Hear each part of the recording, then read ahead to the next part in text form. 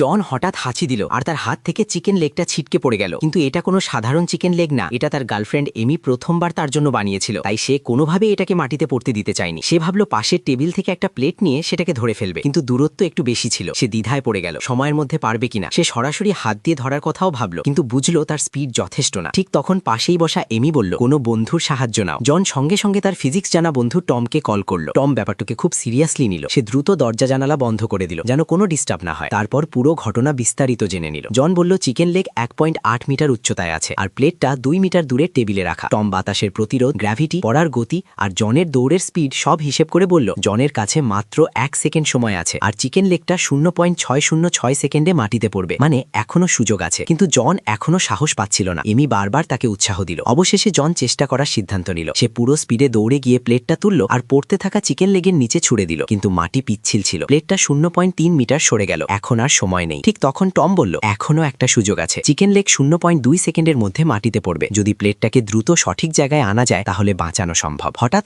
এমির মাথায় একটা আইডিয়া এলো। সে দ্রুত অনলাইনে একজন স্নাইপারের সাথে যোগাযোগ করলো। স্নাইপার ছিল 3000 মিটার দূরে। টম বাতাসের দিক, উচ্চতা আর দূরত্ব ধরে গুলির ট্র্যাজেক্টরি হিসেব করলো। স্নাইপার রাইফেল সেট করলো আর ঠিক কোণে নিশানা লাগালো। টমের সিগন্যাল পেয়ে সে ট্রিগার চাপলো। গুলি বাতাস চিরে এসে সোজা প্লেটে আঘাত করলো, ফলে প্লেটটা ঠিক চিকেন লেগের নিচে চলে এলো আর চিকেন লেগটা নিরাপদে প্লেটের ওপর পড়লো। জন আর এমি খুশিতে লাফিয়ে উঠল।